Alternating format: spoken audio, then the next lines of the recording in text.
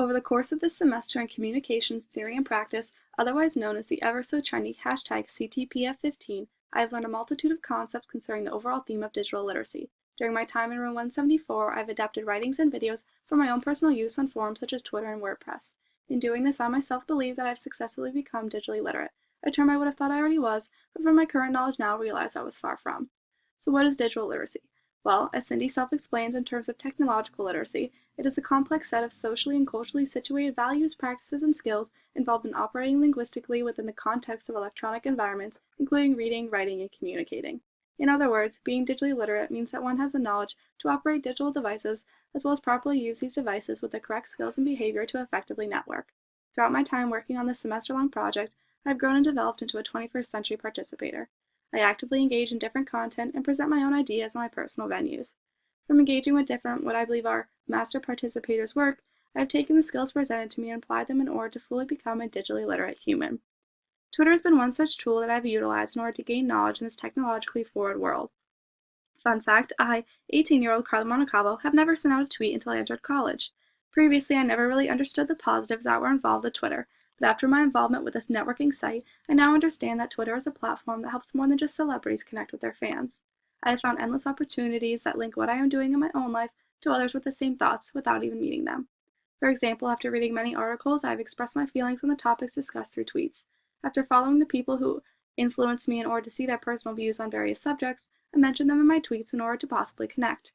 These interactions between like-minded people allow for an expansion in thought. Though I have quoted others from readings and videos and have received no feedback, that is still okay. It is the fact that I am participating that makes myself more literate than I was by not participating in the social sharing space. Howard Rangel discusses this as he describes his theory of participation being power. He says participation, however, is a kind of power that only works if you share it with others. By stating my thoughts and opinions, I am sharing it with others, but a site such as Twitter can only work if others participate as well, by favoriting, retweeting, and interacting with one another. As people begin to express themselves and partake in this participatory culture, there are possibilities for copyright, a legal right to use someone else's work. Though, this is where the idea becomes a bit strange. What we imagine and create, what we think up and decide to develop, it isn't really ours. As Kirby Ferguson shows us in the video Everything is a Remix, everything in our world is just that, a remix. To come up with any idea, we are in fact inspired by another idea that someone already came up with. This message also parallels the Fair Use Tale video, where aside from your brain becoming overwhelmed with the constantly changing screen, a message about Disney and copyright is relayed.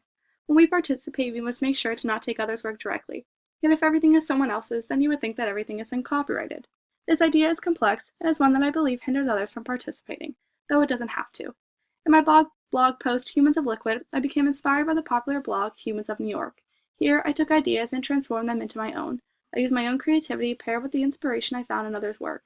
This, I believe, is the whole idea behind digital literacy, having the ability to pull from different resources and create. This thought that what we create really may not be ours is an idea that I believe should not matter at all. Its creativity should be looked at with admiration, not disapproval. In Sir Ken Robinson's TED Talk, an interesting message is relayed, amongst a multitude of jokes. It begins by telling two stories about children's experiences in life and their unfiltered responses. The point of these stories was to show that we are all afraid of being wrong. Robinson further explains that our society is based off of stigmatizing mistakes, and we are in fact educating people out of their creative capacities. We should never feel limited by factors. Our thoughts, our opinions, our creativity should never feel hindered by the society around us. Digital literacy teaches us how to interact in the current world, but it also helps communicators go further with their thoughts and accomplish more. Without Twitter, no one would see my opinions. Without my blog, no one would be informed about my thoughts regarding beverages, and without Zeit, my personal interests would be unknown. Though this is not to say that if no one knows something is occurring, it did not happen.